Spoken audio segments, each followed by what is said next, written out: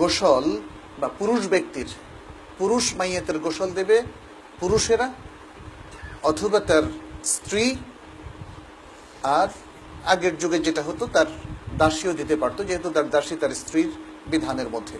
যাই হোক, এখনকার ক্ষেত্রে আমরা বলবো পুরুষের গোসল দিবে হয় পুরুষ অথবা তার স্ত্রী, আর নারীদের গোসল দিবে নারীরা অথবা তার স্বামী।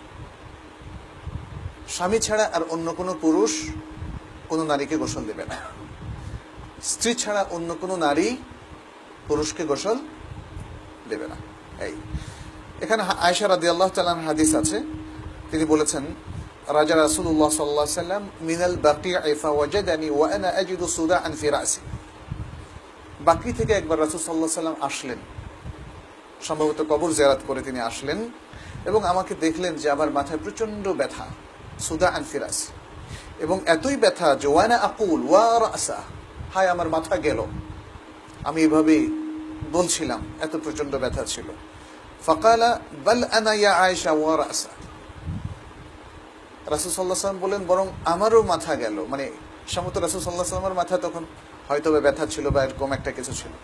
তুম্মা কাল, এরপরে রাসূল সাল্লাল্লাহু আলাইহি ওয়াসাল্লাম বললেন মা দাররাকি লাউ মুত্তি ক্বাবলি, যে তুমি যদি আমার আগে মারা যাও, ফাকুমতু আলাইক ফাগাসসালতুক, তাহলে আমি তোমার গোসল দেব, ওয়া কাফানতুক, তোমার কাফন দেব, ওয়া সাল্লাইতু আলাইক ওয়া দাফানতুক, তোমার উপর সালাতুল জানাজা পড়ব এবং তোমাকে দাফন করব। তাহলে রাসূল সাল্লাল্লাহু আলাইহি ওয়াসাল্লাম এখানে দেখা গেল যতগুলো কাজ করবেন যদি আয়েশা তার আগে মারা যায় রাদিয়াল্লাহু তাআলা আনহা, তাহলে তিনি বলেছেন তিনি তার গোসলও দেবেন। আচ্ছা, এছাড়া আগের একটা হাদিস আমরা একটু আগে দেখলাম, যখন রাসূল সাল্লাল্লাহু আলাইহি ওয়াসাল্লামের গোসল নিয়ে একটু ইখতিলাফ হলো, কাপড় খুলবে কি খুলবে না ইত্যাদি, এবং কাপড় না খুলেই যখন সাহাবারা গোসল দিলেন, তখন আয়েশা বললেন যে যদি আমরা জানতাম এভাবে গোসল এই জায়গার মধ্যে এভাবে দেয়া হবে, তাহলে রাসূল সাল্লাল্লাহু আলাইহি ওয়াসাল্লাম বিবিরাই তো এখানে যথেষ্ট ছিল, তারাই গোসলটা দিতে পারত। তাতে বোঝা গেল এই দুটো হাদিসে স্পষ্ট রেকমেন্ডেশন যে স্ত্রীরা স্বামীদেরকে গোসল দিতে পারে, আর স্বামীও স্ত্রীদেরকে গোসল দিতে পারে। প্রথম হাদিসটাতে হচ্ছে রাসূল সাল্লাল্লাহু আলাইহি ওয়াসাল্লাম স্বামী, তিনি আয়েশাকে গোসল দিতে চেয়েছিলেন, আর দ্বিতীয় হাদিসটাতে রাসূল সাল্লাল্লাহু আলাইহি ওয়াসাল্লামকে তার স্ত্রীরা গোসল দিতে পারতো বলে আয়েশা রাদিয়াল্লাহু তাআলা উক্তি করলেন। তাহলে আমাদের দেশে যেটা প্রচলিত যে স্বামী স্ত্রী একজন আরেকজনকে গোসল দিতে পারবে না, সেটা মোটেই শুদ্ধ নয়, এবং এই হাদিসের আলোকে প্রমাণিত হলো। এছাড়া আরও তো হাদিস আছে, আলী রাদিয়াল্লাহু তাআলা আনহু তার স্ত্রী ফাতেমা রাদিয়াল্লাহু তাআলা আনহাকে গোসল দিয়েছিলেন ইত্যাদি। এখানে ইমাম শাওকানির কিছু কোটেশন দেই যাতে আমাদের মানে আস্থাটা আর একটু বাড়ে।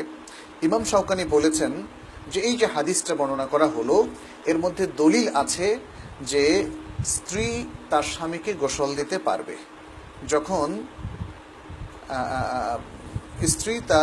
স্ত্রীকে তার স্বামী গোসল দিতে পারবে যখন স্ত্রী মারা যায়, ঠিক একইভাবে স্ত্রীও তার স্বামীকে গোসল দিতে পারবে। আচ্ছা, এটা হচ্ছে এই হাদিস। আর এছাড়াও আবু বকর রাদিয়াল্লাহু তাআলা আনহুকে গোসল দিয়েছিলেন কে? তার স্ত্রী আসমা। আচ্ছা, আলী রাদিয়াল্লাহু তাআলা গোসল দিয়েছিলেন তার স্ত্রী ফাতেমাকে, যে হাদিসটা বর্ণনা করেছেন ইমাম শাফিঈ, দারকুতনি, আবু নুআইম, বাইহাকি এবং আর অনেকে সনদ হাসান সনদে। এ হচ্ছে ইমাম শাওকানির কথা। আর শেখ আব্দুল আজিজ বিন বাজ রাহমাহুল্লাহ তিনি বলছেন যে মহিলাকে তার স্বামী গোসল দেওয়া এতে কোনো অসুবিধা নেই যদি মহিলা গোসল দিতে পারে, গোসলে দেওয়ার অভিজ্ঞতা তার থাকে। তিনি বলছেন যে আলী রাদিয়াল্লাহু তাআলা আনহু তার স্ত্রী ফাতেমাকে গোসল দিয়েছিলেন, এবং আসমা বিনতে উমাইস তার স্বামী আবু বকর রাদিয়াল্লাহু তাআলা আনহুকে গোসল দিয়েছিলেন। তাহলে দুইজন খলিফা, আমরা দুটো চিত্রই দেখলাম, একজন খলিফা তার স্ত্রীকে গোসল দিয়েছিলেন, আর আরেকজন খলিফাকে তার স্ত্রী গোসল দিয়েছিলেন। এগুলো সবই সহিহ সনদ। এই শেখ আব্দুল আজিজ বিন বাজ তিনি আরো একটু বলেছেন, আম্মা গায়রু যাওজা, কিন্তু যদি স্ত্রী না হয়ে অন্য কোনো নারী হয়, যেমন মা এবং মেয়ে, ফালা ইয়াজুজু লিররাজুল তাগসিলুহা, তাহলে পুরুষের উচিত হবে না তাদেরকে গোসল দেওয়া, যদিও সে তার মা। যদিও সে তার কন্যা, এটা সাবালিকাদের ক্ষেত্রে। অথবা অন্য কোনো মাহরাম এর ক্ষেত্রেও দিতে পারবে না, অর্থাৎ যেমন খালাকে, ফুফুকে গোসল দেওয়া যাবে না। তাহলে পুরুষ একমাত্র মহিলা যাকে গোসল দিতে পারবে সে হচ্ছে তার স্ত্রী, আর নারীরাও একমাত্র পুরুষ যাকে গোসল দিতে পারবে সে হচ্ছে স্বামী।